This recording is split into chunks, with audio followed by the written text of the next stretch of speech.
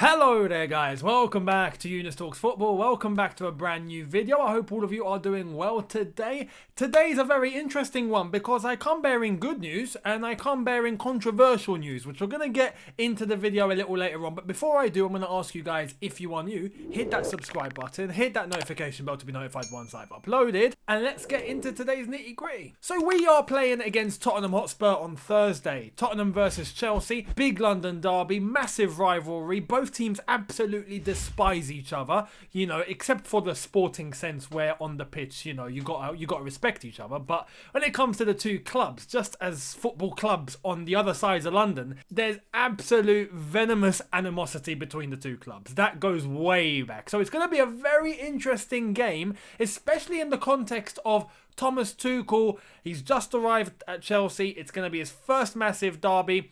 Jose Mourinho, ex-Chelsea. Tottenham kind of struggling at the moment. Chelsea looked like they were struggling. Now it looks like there's a chance of a bounce back. It's going to be very interesting to see how all the factors are going to play. But if there is one piece of good news for Chelsea Football Club coming into this fixture on Thursday, it's that Mr. Hakim Ziyech is 100% fit and ready to go. So the concerns that some of you were having about Hakim Ziyech and the fact he wasn't in the squad was very much explained by Thomas Tuchel after the game against Burnley, where he said that Ziyech was advised by the staff at Chelsea that he should only be playing for about 30 minutes if he was going to be in the matchday squad.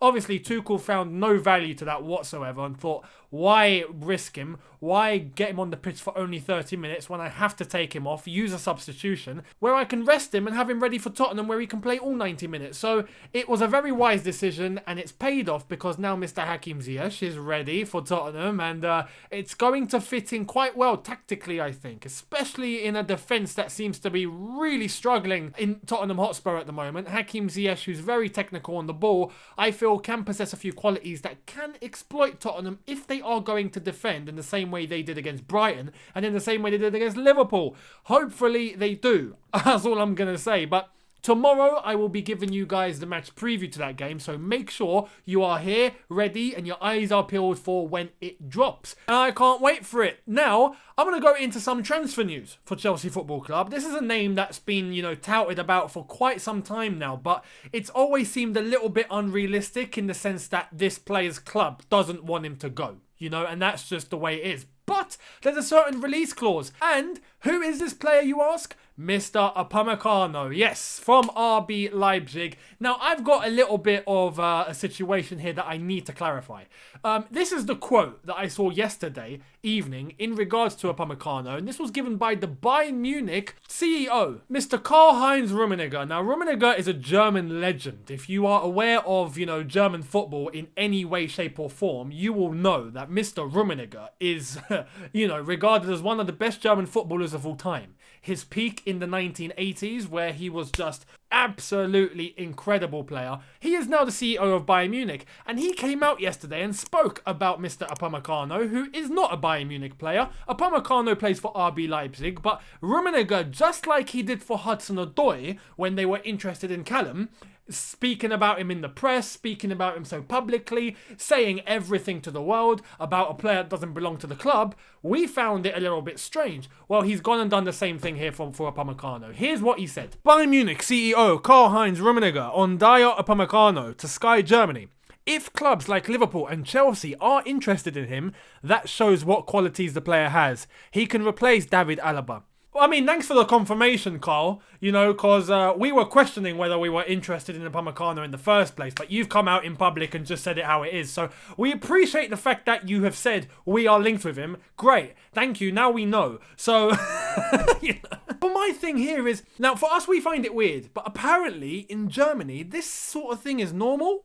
I mean, if you are German or you are aware of the ins and outs of German football culture, please let me know in the comments. I would love to know if anyone from a club coming out to the press and speaking so openly about another player of another club, if that's normal, please let me know, because here in England, we find that very, very strange. Very strange. And we know here that the press are so, ruthless and they really want to know that sort of detail. Trust me, in England, if the media had it their way, they would have all the managers and all clubs talking about all the players that they want to the press. They would love it. They would have a field day. But here in this country, there's a culture that you don't talk about someone that doesn't belong to your club. You just don't do it. It's a respect thing, and that's how English football culture is, How many times do you hear in a press conference whenever a journalist asks a manager, especially at the top level, are you linked with this player? Are you linked with that player? And the manager goes,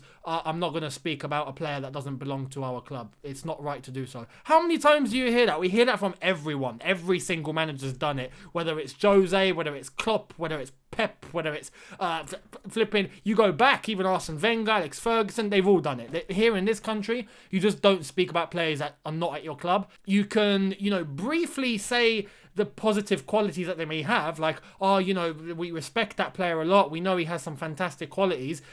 He's a really good attacker, or he's a brilliant defender and recognized worldwide. Like, really vague comments, but you don't go more into that. And even some managers hesitate to do that because they know if they do, there's a chance that the media might take that, turn it and spin it into something else, and boom, all of a sudden they've got a headline that's going to cause complete instability for the club and for that player.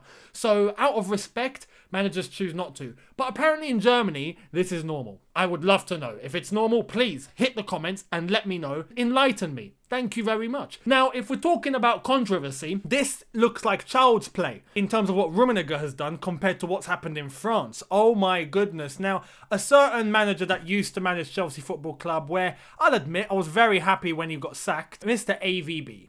AVB over at Marseille, oh my god, gunshots fired everywhere today because he has lost his job, but he's lost his job in the most fashionable way possible. I mean, let's get into it. Here's what happened. Marseille manager Andre Villas-Boas has announced in a press conference this morning that he has offered his resignation after the club signed Olivier Cham when he didn't want him. Madness. And it is absolute madness. AVB came out into the press conference this morning and publicly told everyone live, I'm handing in my resignation because I've heard that we've signed someone and I had no idea about this player until after I woke up this morning. And he went on to say he heard from publications that are very well connected with Marseille and give the Marseille news, some of the top media sources in France that give Marseille news consistently. He heard from them that Marseille have signed a player. He had no idea until this morning. And he showed up to the press conference. He's like, mate, I didn't get this player. I'm handing in my resignation.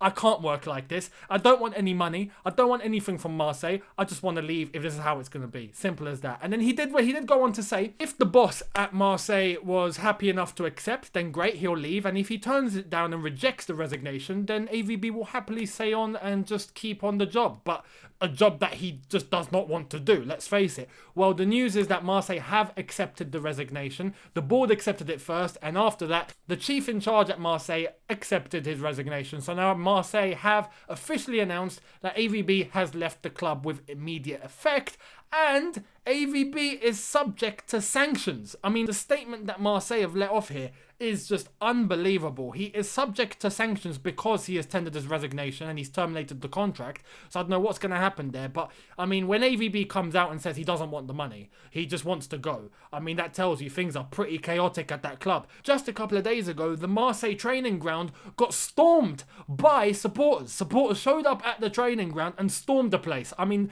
it looked like the Capitol riots that happened in Washington, D.C. not too long ago. Honestly, absolute carnage at Marseille. But AVB has left. Also, Marseille have contacted Maurizio Sarri, who has turned down the job straight away. He doesn't want to come into a club halfway through a season. He's very reluctant to do that. So now, AVB a free agent, all I'm going to say is, hey, Arsenal, do you need a manager?